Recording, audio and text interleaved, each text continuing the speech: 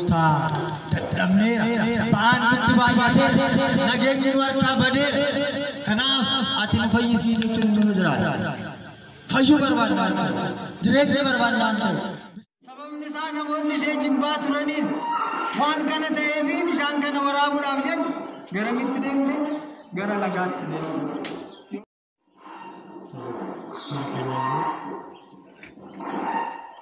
Amin latismu kabar niramu kabar menerima aku mengumpulkan warakatukum amin bismillah wawat wamin kudus ahadu amalak amin kabar menerima aku mengumpulkan warakatukum amin kabajamtoota abbooliin luboon akkasumas obboloowwan daakuman haadholiin abbooliin barattoonni sanbataa maqaa waaqayyootiin nagaa isin gaafadha akkam bultan kamii yeroo kana geessan waaqayyo gooftaan akka hin daarre nu uwwisee akka hin beelofne nu nyaachisee akka hin dhoobanne nu obaasee waan hunda gochuu kan danda'u yeroo jiru hunduma geeddaree yeroo kanaan gad ga'e maqaan isaa bara hanga baraatti kan galatameef kan ulfaate haa ta'u. Haadha waadaa kiristaanotaa kan taate jibbiinsi mucaa namaa fi waaqayyoon gidduu ture ergamootaaf ilma namaa gidduu ture kan ittiin diggame haadha jireenyaa riqicha dhugaa kan taate maqaan ishee giiftii keenya dubaroo maariyaam kan galatamuuf kan ulfaataadha. Ergamoonni toloonni wareegamtoonni hundi isaaniiyyuu akkaataa waaqayyo kabajaa fi ulfina isaanii kenneen maqaan isaanii kan galatamuuf kan ulfaataadha. Egaa akka fedhaa fi eeyyama waaqayyootti yeroo muraasaaf jidduu kanatti sagaleen waaqayyoo yookaan immoo dubbiin waaqayyoo nuti waliin barannu wangeela Yohaannis boqonnaa 4 lakkoofsa 11 irratti jecha jiru waliin barannu. Wangeela Yohaannis boqonnaa 4 lakkoofsa 11 irratti jecha jiru waliin baranna. Bishaan yeroon isaan dabarre yookaan immoo barri isaan dabarre akkamittiin nuuf kennuu dandeessaree? Bishaan barri isaa yeroon isaa hin dabarre akkamittiin nuuf kennuu dandeessaa?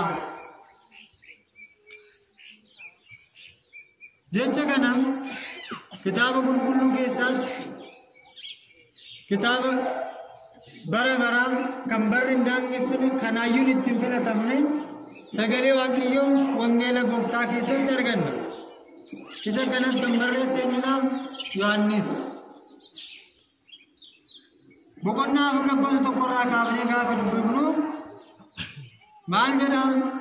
Warri Fariisotaa gooftaan fayyisaan keenya Yesuus Kiristoos samiirraa bu'ee dubree Maariyaam irraa gaafa dhalatu foon namaa uffatee biyya lafaa kanarratti gaafa deddeebi'u barri araaraa yeroon itti ilmi namaa fi waaqayyo walitti araaramu mucaan namaa fi waaqayyoon gidduutti jibbiinsi kan ture tokkummaan yeroo itti deemu yeroo ga'etti Yesuus Kiristoos samiirraatii bu'ee foon namaa uffatee qulqulleettii kan taate haadha waadaa kan taate jireenyi kan ittiin ifa ta'e waaqayyo gooftaan akka irraa dhalatu duraan raajoonni barsiisan warri waaqayyo fo'ate yookaan immoo filate kan itti raajii dubbachaa turan osoo waaqayyo gooftaan sanyii nu hambisuu baate ture nuti duunee turre bannee turre abiddis nyaatee ture jedhamee dubbatamaa fi kan ture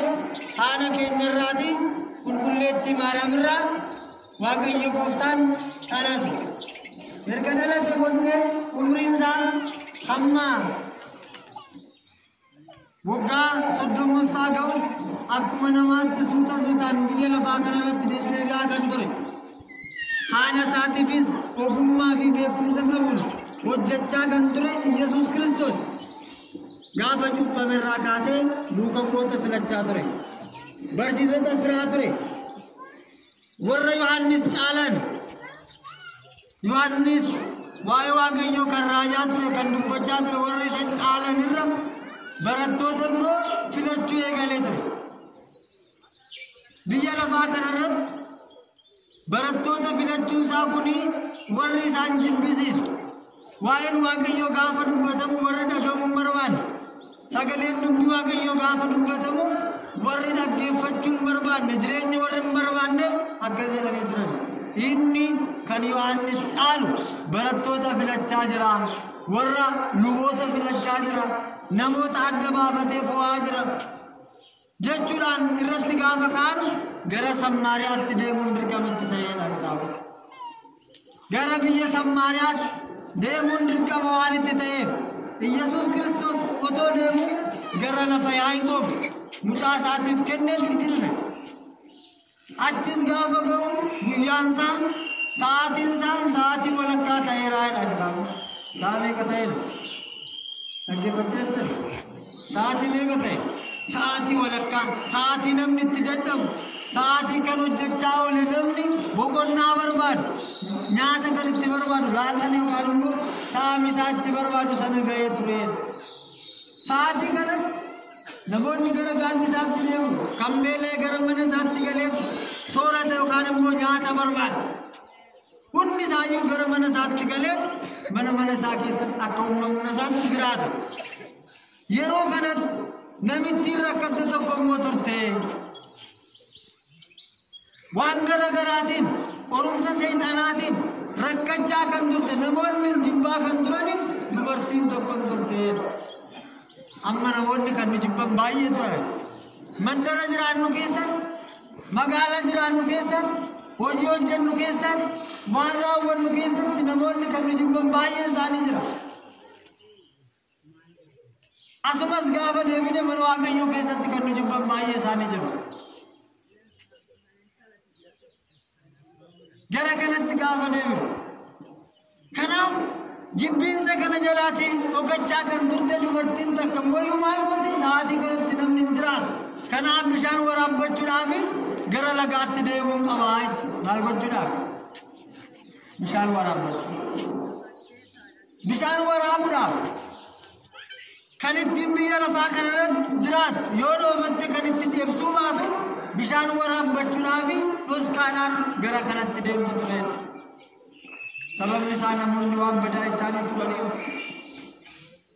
Sababni isaa namoonni ishee jibbaa turaniif waan kana ta'eef bishaan kana waraabuudhaaf jecha garamitti deemte? Gara lagaatti deemte. Yoo kana hunduma kan danda'u hundi kan isaan ta'e wangeela Yohaannis boqonnaa tokko lakkoofsa tokkorraa kaanee gaafa dhufu hundinuu isaan ta'eera. Isaan ala wanti ta'e kan biraan jiru jechuudha. Jalqaba sagaleen ture, sagalitti illee Waaqa bira ture, sagaleen sun gara mucaa namaatti hin dhufe, inni suni nama ta'e, inni nama ta'e suni Waaqa ta'een ulfaatadha. Sagaleen kun maalinni Waaqa ta'e, isa Waaqa ta'e kanatti inni Waaqa ture kun sagaleedhaan baatame ergamaa Waaqayyoo qulqullicha Gabreeliidhaan baatame gara biyya lafaatti gara haadha keenya Dubree Maaramiin dhufeet nageenyi siif haa ta'u ati Waaqayyo biraatti ulfina qabdu ati kabajamtu ati jaalatamtu ati filatamtu Waaqayyo gooftaan maal si godheera? Maal si godheera? Dubartiin kamiyyuu kan siif madaaltu hin jirtu. Eenyuun kan ittiin madaalu baay'een isaanii yeroo ammaa kana malee warra sanaaf kitaabni maal jedha? Namni qulqulloota irratti dubbii badaa dubbatu haadha Waaqaa miti, deessuu isaa miti, kan isa baattee miti, kan ji'a 9 gadaamessa ishee keessatti baattee miti, waggaa 2 kan dugda ishee irratti baattee miti. Qulqulloota jedhee warra nani fo'anne irratti namni hamaa dubbate arrabni isaa kan hidhame haa ta'u. Arrabni isaa arrabni keenya akka hidhamu jireenya jiraannu keessatti gadadoo keessa akka jiraanne maaltu nurraa eegamu qulqullootaan kabajachuutu nurra jiraata. Kanaaf maalinni amma isheerraa kan dhalate foon namaa kan uffate Yesuus Kiristoos naannoo sana dubartittii bishaan waraabbattu kana rakkataa bira rakkattuu bira kan darbine hundumaa waan hunda gochuu kan danda'u Waaqayyo Gooftaan Yesuus Kiristoos jireenyi kan isaan ta'e isaan ala kan biraa kan ta'u tokkollee kan hin jirre maal godhe amma gara dubartittii kanaatti dhiibee bishaan dhuuban dheeraa nama baasine maal jedheen hin dhageessani maal jedhe bishaan dhuuban dheeraatii nama baasi ani bishaanan dhuuban dheeraa gaafa kana uffannaa isaa laalteetu dhaabbii isaa laalteetu dubbii isaa laalteetu ati nama Yihudaawii turte ani immoo iyyuu Samaaraadha nu ibsin gidduu diinummaa ture laal diinummaa labsite akka nuti amma sanyiidhaan wal foonu qabeenyaan akka nu wal foonu qooqaan akka nu wal foonu kanatti maal jedhu ati nama biyya sanaa turte nu ibsin gidduu lolatu jira waraanaatu jira akkamittiin bishaan narraa gaafatta narraa barbaadda isin nurraan dhugdan nu isinirraan dhugnu jetteen nu walirraa warra fayyadamu miti akkas warra waliin jettan nu warra walirraa fayyadamu miti nu warra akkasii miti isaan warra kanaati bara kana keessatti addunyaa jiraannu kana keessatti yeroo amma jirru kana keessatti jibbiinsaan addunyaa guutame kana keessatti qabiinsa addunyaatti baay'eetu kana keessatti namni yeroo wal foo'e kana keessatti tooftaa mana Waaqayyoo keessatti naddala baasan irratti yeroo jalqabame kana keessatti wal foo'e hin foote Gooftaan fo'amuu isaa kanatti homaatti hin fakkaanne ishee kana dubbii kana kan dubbachiisaa jiru seexaana ta'uusaa waan baree waan beekee namoonni gaafa wal jibbanu jidduu isaanii keessatti dubbii jibbiinsaa yeroo kamiyyuu jaalala kan hin barbaanne tokkummaa kan hin barbaanne nageenya kan hin barbaanne diina keenya kan ta'e seexaana nala kan biraa waan hin jirreef amma gaafa isheen akkasittuu illee homaatti hin dubbanne Gooftaan homaatti hin dubbanne maal jedheetu gaafa inni bishaan si gaafate kun eenyu ta'an osoo beekte ture atiin isa gaafatta malee inni si gaafata ture ati isa gaafatta ture kanaaf bishaan ani sii kennu otoo dhugdeeti ati maal hin taatu bara baraaf hin dhoowwattu bishaan Waaqayyo kennachu eenyullee nu harkaa fudhachuu danda'u fayyadamu bara baraafis hin dhoowwattu bishaan ani isinii kennu kana yoo dhugdani isin bara baraaf hin dhoowwattanuu jedhame yeroo kanatti ammallee hin galle dubbiin Waaqayyoo sagaleen Gooftaan isheen waan hin galle maal jette ture isheen waan hin galle silaa waan ittiin waraabatan hin qabdu bishaan kun gadi fagoodha abbaa keenyatu qotee nu dabarsee nu kenna bishaan gadi fagaatu kana keessaati akkamittiin waraabuu dandeessaa inni gadi fagoodha ati immoo meeshaa ittiin waraaban yookaan bulluus kan hin qabdu akkamittiin nu waraabuu dandeessaa jettee gaafatti isheenis seexaanni isheerra bulus ilaalcha gaarii qabattee ifni bahuu fedha amma maaliif bishaan kana akkamittiin waraabdee naa kennuu dandeessaa gaafa jedhuun inni jecha isaatiin sagalee isaatiin akkas jira maaloo sagalee Waaqayyoo ani sitti dhaggeeffadhu dhaga'i ittiinis ni jiraattaa sagalee Waaqayyootiin ala jiraachuu hin danda'amu sagalee Waaqayyootiin ala nageenyi hin jiru sagalee Waaqayyootiin ala tokkummaan hin jiru sagalee Waaqayyootiin ala fayyinni hin jiru sagalee ani sii kennu kana gaafa dhageesse sagalee ani sitti dubbadhu kana gaafa dhageesse jireenya bara bara qabda jireenya bara bara argachuudhaaf sagalee Waaqayyoo argachuutu nurra barbaachisa bishaan hin darbine sana dhuguutu nurra jiraata yookaan immoo nurraa eeggama sun hin taane taanaan gati hin qabnu san hin taane taanaan bishaanicha inni nuu kennu sana hin taane taanaan bishaan nuti amma dhugne yeruma sanatti dhoobanna addunyaa namni sagalee Waaqayyoo barbaadne bishaan Waaqayyoo barbaadne burqaa dhugaa keessaa kan burqaan isaa kan daangaa hin qabne bishaan dhugaa barbaadameera yeroo kanatti dubartittiin takka turtee gaafa yaaddu maal jette yaa gooftaa jette gooftaa ta'uu ishee barteerti diinummaa sana kan dura dubbatte sana uffata isaa ilaaltee dubbii isaa ilaaltee obsa inni qabu ilaaltee kan dura dubbatte sana hiiktee dhiistee maal jedhu yaa gooftaa ati bishaan hin darbine sana bishaan dhugaa sana bishaan barbaadamu sana naaf kenni.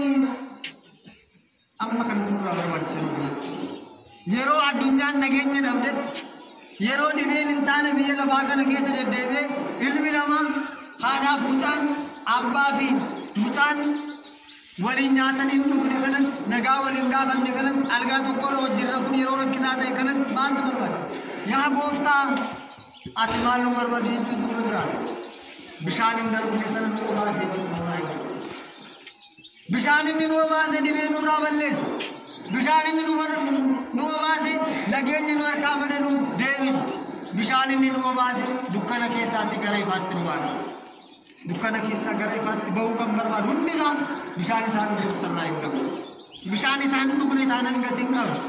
Kanaafis maalinni isheen gaafa akkas jettuun gooftaan maal jedhee gooftaanii bishaanicha gaafa kennuuf dubbii masaatiin sagaleen isaa keessa ishee seenetti gaafa itti mul'atu yookaan immoo gaafa inni itti dubbatu maaltu ture? Isheenaafis galeetti gammaddeetu koottaa dinqii waaqayyo naaf godhee ilaalaa. Koottaa dinqii gooftaan naaf godhee ilaalaa. Gara magaalatti illee baateetu mandara jiraattu sana keessatti baateetu amma shakkii tokko malee waa'ee isaa labsuun qaba. Inni na fayyise kun, inni jireenya naa kenne kun, inni nageenya naa buuse kun, inni waaqa dhugaatii. Namoonni baay'een bara sanatti waa'ee isaa dubbachuu bara sodaatanitti. Waa'ee isaa rageessuu bara sodaatanitti isheen maal goote? Nageenya argatte waan ta'eef waa'ee waaqa sodaachuu waa'ee sana dubbatti hin deemne jechuudha. Amma maalimni isheen kun dinqii keessa turte sana gara jireenyaatti geeddareedha. Anaafis aniifis yeroo ammaa kanatti jireenya jiraannu keessatti dinqii akka hin jiraanne yookaan immoo gadadoo keessa akka hin jiraanne rakkina keessa akka hin jiraanne gara isaatti deddeebi'uutu nurraa barbaachisa. Amantii keenya eeggachuutu nurraa eegama. Amantii keenya qabannee ittiin jiraachuutu nurraa eegama. Kanaaf kitaabni maal jedhu karaa irratti ba'aa, karaa irra dhaabbadhaa, daandii dhugaa sana gaafadhaa, daandii sanarra deemaa. Daandii sanarra yoo deemtaanii jireenya bara baraa qabdu boqonnaa argattu. Karaa abbooliin duraan deeman warra duraan isin duraa sana ilaalaa. Isaanin yoo ilaaltan jireenya bara baraa qabdu. Isaanin ilaalle taanaan, isaanin beekne taanaan, daandii isaanin hin deemne taanaan maalinni isin jireenya hin qabdanu. Abboolii gaafa jedhu kitaabni haadholillee jedheera. Dhiironni gaafa waamaman haadholeenis hin waamamu. Yeroo baay'ee kitaaba qulqulluu keessatti saala dhiiratiin gaafa kaa'u kan dubartootaas jira jechuudha. Qulqulloonni waan jiraniif, warri waaqayyoon amanan waan jiraniif, warri waaqayyoon fo'ate waan jiraniif isaanis waamamaniiru. Kanaaf karaa isaan deeman sanarra deemaa. Lubbuu keessanii boqonnaa bara baraa argattu. Amma dubartittii kanarra maal barbaadu? Isheen dinqii keessa turte suni guyyaadhaan yeroo namoonni gara gaaddisaatti deeman yeroo immoo seexaanni cibee gara biyya lafaa kanatti dhufee waraana buusuudhaaf deemu sanatti isheen sodaa tokko malee gara nagaa sanatti kan deemte maaliif dubbii namootaa jalaa bahuudhaaf kan deemu waaqayyo gooftaan seenaa ishee geeddaree jira. Seenaa ishee geeddaree jira.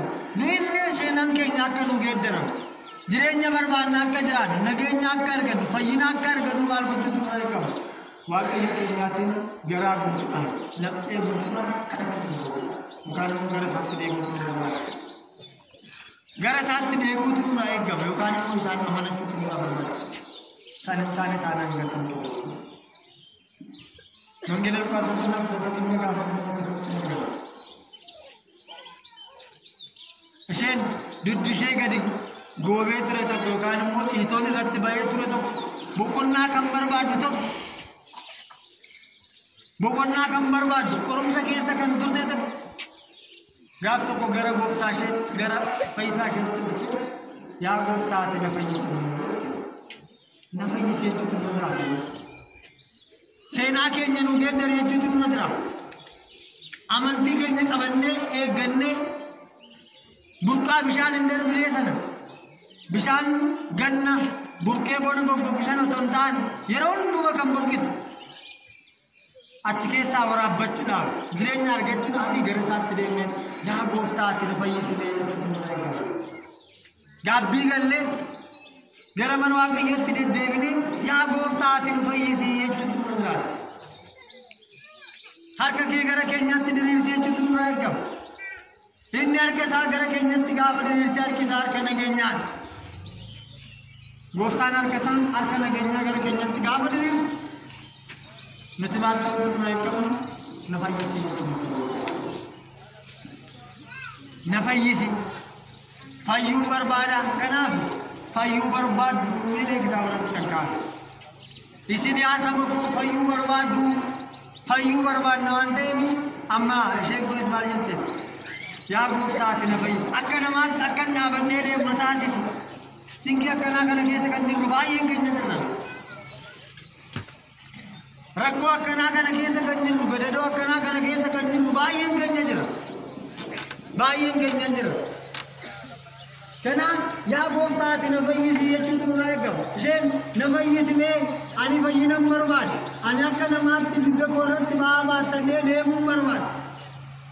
Ani akka dubartoota birootti bishaan dugda kootti baatannee deemuun narraa eegama. Mucaa dugda kootti baatannee deemuun narraa eegama. Garuu iyyuu dugda koo irra dhiituun waan jiru ani maal gochuu dandeenya? Sittiin deemuu dandeenya, baatachuu dandeenya, fudhachuu dandeenya. Kanaaf ati maal na godhi na fayyisii jettee fayyuun barbaadanii beekama. Jireenya jiraannu keessatti qormaata sabara keenya jirusan cinqii mana keenya jirusan kan mataa keenya irra jirusan daldaalleen kan bu'aa itti dhabne san qonnee kan sanyii itti dhabne san barsiifnee kan ijoolleen keenya barnoota itti argachuu dhaban san barannees kan barnoonni itti argachuu dhaban san cinqii keenya san yookaan immoo gidiraan humna jiru san yaa waaqni waa kaasii jechuun nu barbaachisu hin barbaachisu. Yaa gooftaa ati nu fayyisii yeroo ammaa kanatti dhibee hamaa ta'e biyya lafaa kanarratti addunyaa kanarratti hayyuudha jedhanii yookaan immoo beektonni biyya lafaa dadhaban kana sagalee guddaa kanaan yaa waaqa ati na fayyisi dhibee kana nurraa kaasee nurraa kaasuu hin dandeenya. Amantiin waan nutti irra ta'u akka dubartoota kanaa waan hin kadhannee garaa qulqulluudhaan laphee qulqulluudhaan yaada qulqulluudhaan waan hin kadhanneef amma inni nu qoraadha. Bukultaan musurreessu karaarraa baddaniirtu na wallaaltaniirtu gara kootti deebi'aa gaabbii galaa mana amantii keessaan eeggadhaa. Bataskaanonni yeroo gubatu luboonni yeroo ajjeefaman daaqonoonni yeroo wareegaman bari bateenyeetu argadhaa irratti inni sun akka hin taane inni sun akka hin dhufne amma karaa beekaa isheen kunis yaa gooftaa na fayyisi beeknaan inni maal godhe harka isaa harka nageenyaa waaqayyo gooftaan immoo harka isaa harka nageenyaa nu fudhata. Ilmi Dirree Maariyaam inni hunduma danda'u inni hunda gochuu danda'u gooftaan dhugaa maal nu godhaa inni waan hunda raawwachuu danda'u waaqayyo gooftaan nu fayyisa. Harka isaa harka nageenyaa gara keenyatti diriirsa. Gaafa harka isaa harka nageenyaa gara keenyatti diriirsa nuti maal jennee kan nurraa eeggamu yaa gooftaa dadhabneera ba'aan nutti baay'ateera nageenyi nu harkaa badeera kanaaf ati nu fayyisii jechuun nu jiraata. Fayyuu barbaadna jireenya barbaadna bishaan hin darbine sana ati nu obaasii jechuun nu jiraata. Bishaan burqaan isaan goggoge kan barri hin daangesse kan yeroon hin daangesse ati bishaan deemnee sana nuuf kenni jechuutu irraa eegama ilma namaarraati. Isheen kunis yaa gooftaa yaa waaqayyo jiraata ati na fayyisi akka namaatti dhaabii na deebisi gaafette harka isaatti gad gadhiisi. Harka isaa gaafa irratti kaa'u dubartittiin kun qad jettee yookaan immoo ol jettee dhaabattee dhiitoon ishee irraa badee dhagalan waaqaaf haa ta'u. Inni kana gochuu danda'u waaqayyo gooftaan ati nu dhaabii jireenya keenya nu geeddari seenaa keenya nu geeddari karaatti nu deebisi nuti badneera si ganneera si wallaalleera wallaalummaa keenya sana jalaas nu baasi jennee gara isaatti boo'uu gara isaatti himachuun lallabachuun nurra jira. yoo san gatii qabdu kiristaanummaan keenya deemuu qofataa yoo ta'e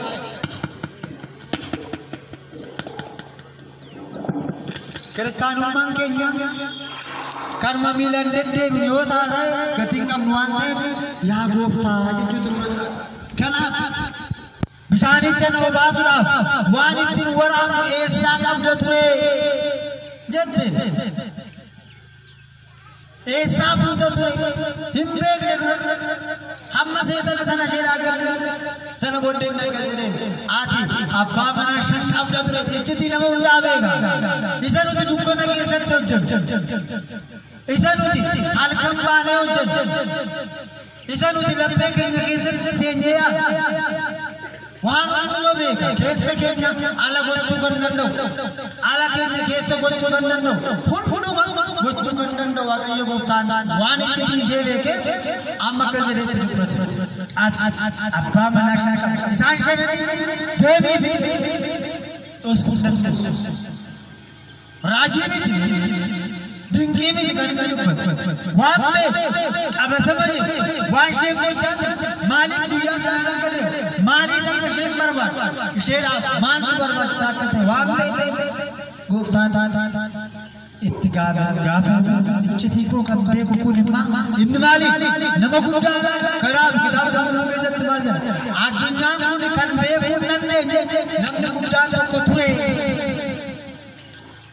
addunyaan kun beekuu kan hin dandeenye beektee fudhachuu kan hin dandeenye ittiin jiraachuu kan hin dandeenye samii irraa bu'ee waggaan araaraa barri 5,000 suni gaafamu yeroo suni gaafamu araarri mucaa namaatiif bu'uu gaafa barbaachise addaam fayyuun isarraa gaafa eeggame gara biyya lafaa kanatti obsaan seera qabeessaan ani abbaan mootu donjeen ani addunyaa kana nan uume otoo hin jenne gara dubartootaatiin yakki waan hojjetameef haadholii dubartoonni waan baay'een waan qoomsamuu danda'aniif gara isaaniitiin duuti gara biyya lafaa akkuma dhufe fayyinnis gara sanaan dhufuu qabalee kan dhufe gooftaan fayyinnis karuma sanaan ta'uu qabalee qulqulleetti dubree maaranii irraatiin kan dhalate addunyaan kun beekuu kan hin dandeenye addunyaan kun beekuu kan hin dandeenye namni guddaan tokko ture inni kunis Yesuus Kiristoos addunyaan kan hin beekne fudhachuu kan hin dandeenye ittiin jiraachuu kan hin dandeenye dukkana keenya seenaa keenya hunduma nuu geeddaruu danda'a nuu geeddaree kalees mucaan namaa isaan wallabee kan ture ergamootaan wallabee kan ture mootummaan waaqayyoo gannatiin sun cufamee kan ture ofii isaatiin samii irraa bu'ee qulqulleettii kan taate irraa gaafa dhalate erga dhalatee booddee waggaan gaafa 37 ga'u maal addunyaa kanarraatiin nagahee kan darbe amma gara teessoo kootti deebi'uutu na barbaachisa kana booddee bitaa mirgaan fo'aa malee ilma namaatiif ilma namaatiif wareegamu ilma namaatiif awwaalamu hafeera dhumatee guyyaa ja'a isa saniitu addunyaan kun fudhachuu waan hin dandeenyeef biyya lafaa isa beekuu waan hin dandeenyeef addunyaan kan hin beekne namni guddaan tokko ture seenaa naannoo gochuu kan danda'u laata bishaan barri daangeessine namaa kennuu kan danda'u gooftaa Yesuus Kiristoos hunda kan danda'u hundi kan isaan ala kan biraa tokko kan ta'an ከዚህ በረሰራ ራጅቲ እስኪ ማል አኒ አዋላ ከሰምበኔ ለወጅ አኒ አዋላ ከሰ በኔ ጋፋን አቺ ከሰ ኢሲባስ ኢሲ ዋቅ ጎፍታ ታውቆ waaqayyo gooftaa ta'uu nimeet awwaala keenya gadadoo keenya rakkina keenya nuu banee achi keessaa nu baasuu kan danda'u awwaalcha keenya nuu banee namoonni wanti cufanii kan turan natti cufameera carraan barnootaa natti cufameera carraan qabeenya godhatu natti cufameera carraan maan ta'uu natti cufameera jennee kana fitti cufne baay'ee keenyatti achi keessaa nu baasuu kan danda'u waaqa dhugaa qaba achi keessaa nu baasuu kan danda'u humna raawwachuu kan danda'u waaqa dhugaa qaba waaqa jireenyaa qabna seenaa keenya kan gaddaru akka dubartoota lamaanii akka warra biroo seenaa keenya jibbiinsa gidduu keenya gara kan nu diiguu danda'u dhibee nutti dhufe kan nurraa deebisuu danda'u beela nutti dhufe kan nurraa deebisuu danda'u galaana cimaa gara keenyatti dhufe kan nurraa deebisuu danda'u waaqa akkanaa qabna kiristaanonni isaan amanan nama sini sekali pokoknya sudah kita berlakukan sama sekali.